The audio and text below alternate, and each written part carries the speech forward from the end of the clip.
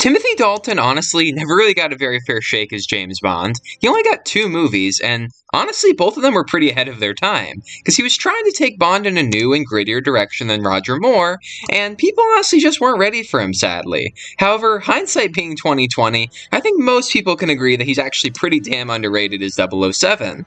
Unfortunately, he never really got to leave his mark since he only got the 2 movies. But what if he had a third?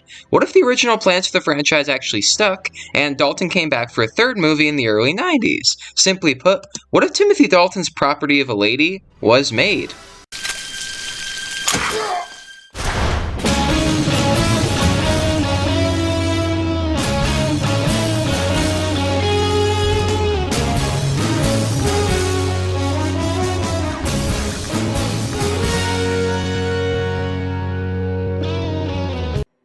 So firstly, why was this movie cancelled? Was it because License to Kill didn't do that well? Well, no, believe it or not. When Timothy Dalton first accepted the role of James Bond in the 80s, he actually signed a contract which entitled him to appear in 3 films. The first was In the Living Daylights, the second was License to Kill, and the third was going to be released in 1991 and would be called Property of a Lady. Now, this movie seemed like a dead certainty. There were even advertisements being shown for it, and this movie was going to happen no matter what. It didn't matter the License to Kill didn't do well. He was contractually obligated to appear a third time. So now why didn't it happen? Well, unfortunately, it's because things weren't exactly peachy behind the scenes. Basically, Pathé Entertainment bought out MGM, the company that was producing the Bond movies, and they intended to sell the international Bond distribution rights at only a fraction of the usual cost. So now Cubby Broccoli, who not only owned the rights to Bond but produced most of the movies, was not happy about this idea at all. Plus, he claimed that Pathé was actually violating the distribution deal agreed upon by MGM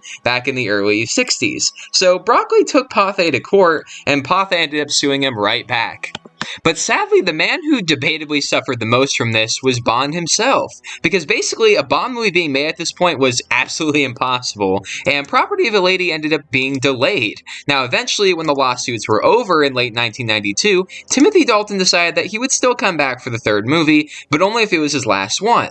He decided that he didn't want his career to be defined by 007 like his predecessors. Now, Cubby Broccoli told him that they had waited too long between Bond movies, and that if he came back, it couldn't be for just one. It would have to be for at least 4 more movies. And Dalton said no, he declined. And ultimately the decision was made to start over in 1995 with GoldenEye starring Pierce Brosnan. So what would this movie have actually been like? Well, it actually would have been about yet another World War III scenario. Basically, Bond would be sent by M to investigate Sir Henry Lee Ching after a mysterious opening explosion at a chemical weapons factory in Scotland. He would travel to Hong Kong, and along the way he would actually meet a Bond girl named Connie Webb, who would actually be a jewel thief, interestingly enough. So it sounds like they would have done a kind of a Batman-Catwoman dynamic, which is pretty cool. And he'd also actually be working with his old mentor figure, Denholm Crisp, who later actually turned out to be a traitor.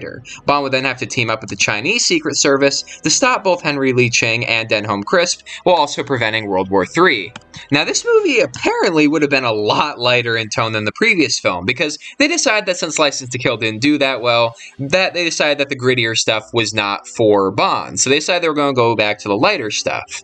It also apparently would have brought back the Aston Martin, as well as had an epic chase sequence on top of the freaking Great Wall of China, which sounds awesome already. Now, there reportedly also would have been a second Bond girl, as Bond movies usually do, and she would have actually been Ching's girlfriend, and secretly be a robot that he would have to fight. Okay. Now, this movie has no official cast to speak of, sadly, besides Bond himself, though some names were actually being considered. Dolph Lundgren possibly would have returned as a henchman for the main villain, and Elizabeth Hurley would reportedly have played Connie Webb, which is pretty interesting because she would go on to be in Austin Powers. Now, it's also confirmed that some interesting directors were apparently in the running to direct it, such as John Landis, yeah, that John Landis, as well as Martin Campbell, the future director of GoldenEye and Casino Royale, as well as Ted Kotcheff. Now, it should also be noted that this movie wouldn't have had anything to do with the Property of a Lady short story, and it would have featured a completely different cast of characters. So that is Property of a Lady. So what do I think of it? Honestly, there are parts of it I like and parts of it I don't like. Let me do the negatives first and get them out of the way. First of all, World War III prevention again. I'm sorry. I feel like James Bond did that a lot in the pre-Craig movies. I really think that they had done that a lot already. And hearing about it again just kind of made me roll my eyes just a little bit, just because I'm like, I think I'd be kind of bored of that plot, honestly. And also, there's the fact that this movie probably would have come out after the Soviet Union stopped being a thing. So that Cold War paranoia would have been gone. And inadvertently, I think it would have made this movie a little bit dated, sadly. And that would be through no fault of their own. This movie would probably still be made in like 1990 when the Soviets were still around, and then it would come out after the fact. And that would be through no fault of their own, but I do think it would come off as a little bit dated. Also, I have to talk about that robot. That robot, I've seen all the Bond movies, okay? So I need you guys to know, even though Daniel Craig is my favorite Bond, that's a little bit due to generational bias, I won't lie, because he's the Bond I had growing up. But, I've seen all the other Bond movies, and I appreciate a little camp in the Bonds. I really, really do. I like most of Roger Moore's movies. I like most of Brosnan's movies, because I like the campiness. I don't mind it. I don't need ultra grittiness in my Bond movies. But robots? Really? Robots? I'm sorry. That seems far, even for this series. Like, that almost seems far compared to Die Another Day, which is, like, been considered by everybody, including Roger Moore himself, to be the Bond movie that took everything way too far. This might have actually been worse, arguably. I mean, sure, at least it wouldn't be racist like Die Another Day was, but, robots. I'm sorry, I can't imagine that working, especially not in a Dalton movie. Like, Dalton's Bond was so much more serious, He wasn't Roger Moore. Like, a robot sounds like it would fit perfect with Moore. But Dalton, I really can't picture him fighting a robot lady. And besides the fact that just sounds stupid, I'm sorry. Like, they did it in Austin Powers as a joke. Like, with the fembots, they did it as a joke, because it's stupid. Now, as I said, I do appreciate a little bit of camp in my Bonds, but that robots just sounds too far. I'm really sorry if you disagree, but it's just too far for me. Now on to the positives. I think that Timothy Dalton probably would have given his best performance in this movie, because I think he would have really found the time to settle in, because he had been acting for a long time by this point. Not only would this have been his third Bond, which meant he would have gone with more experience for that, but he'd also done other movies in between, this movie and License to Kill. I almost said The Living Daylights, sorry. Like The Rocketeer. He did The Rocketeer in between, and he got to show a little bit more of an edge in that because he played a villain, and I think that he would have been able to bring his experience and given probably his best Bond performance in this. Elizabeth Hurley, I think, would have made a great Bond girl. I mean, there's a reason that she was cast in Austin Powers, because she honestly looks like a Bond girl. She really does fit the mold.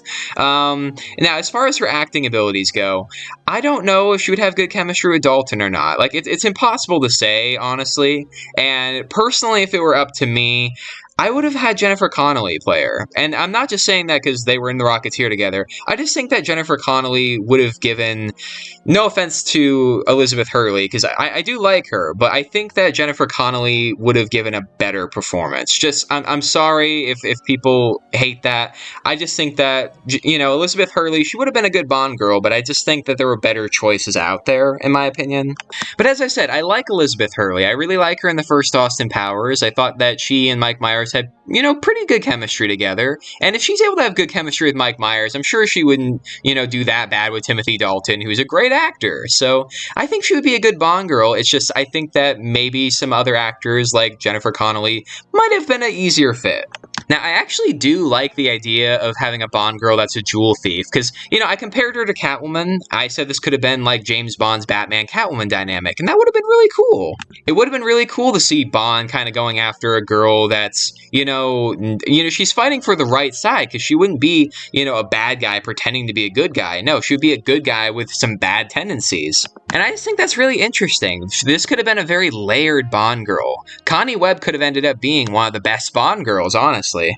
I also like some of the ideas for the plot. I love the idea of bringing the Aston Martin back, because it had been gone a long time, and I think people were more than ready for it to make a comeback. I love the idea of there being a chase scene on the Great Wall of China. That sounds like it would be the set piece that makes this entire movie worth the price of admission. That just sounds like it would be an instantly iconic Bond set piece, possibly even rivaling the crane chase from Casino Royale, which remains my favorite chase scene in Bond history. I also really like the idea of Bond having a mentor figure, like somebody that knew him before he was 007, somebody that kind of, taught him everything he knows and then turns on him. Because, yeah, they would use that idea later with Sean Bean and GoldenEye, but, they did more of like a brother dynamic with those two. And I think that student-mentor relationship would have been even better. Or maybe it wouldn't have been. Maybe it would have sucked. Who knows? But I think it could have been really interesting. Especially if they were able to get an actor that you legitimately couldn't see being a bad guy. Like, a lot of people I've heard actually wanted Pat Morita to play this role, weirdly enough. And I thought that was strange until I thought about it. And I'm like, if Pat Morita was in a Bond movie, I would assume he was going to be a good guy. Because, Mr. Miyagi. Sometimes people are so good at playing good guys, you can never imagine them going the other way.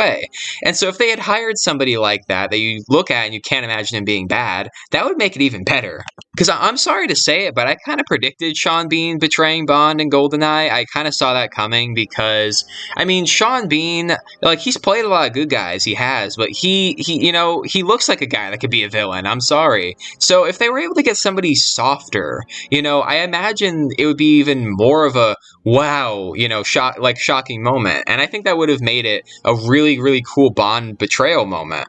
I also think that China would have been a great location to do a Bond movie. It's absolutely stunning in China.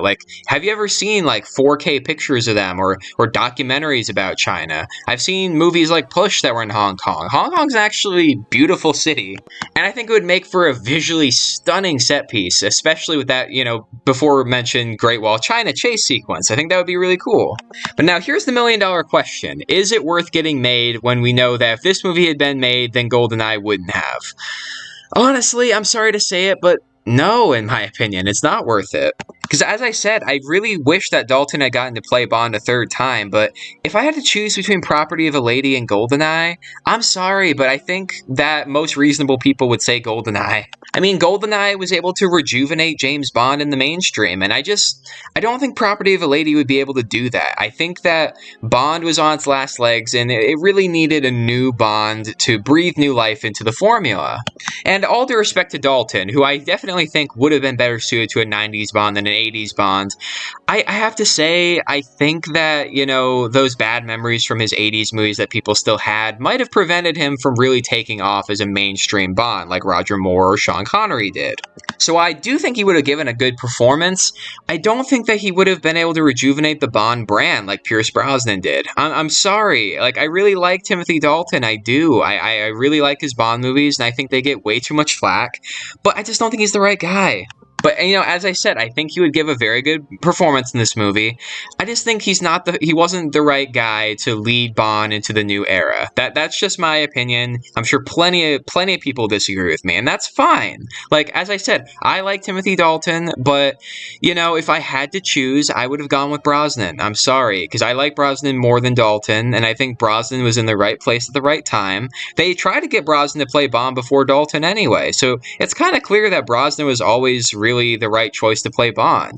So, even though I like Timothy Dalton, Pierce Brosnan was just the right guy to lead Bond into the next generation.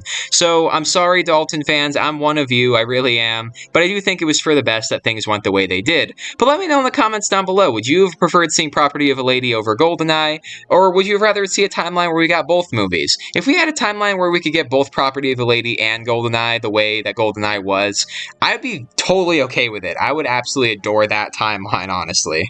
But either way, let me know your opinions about all of this in the comments down below. Also, give me more what-if recommendations about James Bond or anything else that your heart contends. Give this video a thumbs up and share it with all of your friends and all your various social media platforms, and I'll see all of you in the next video.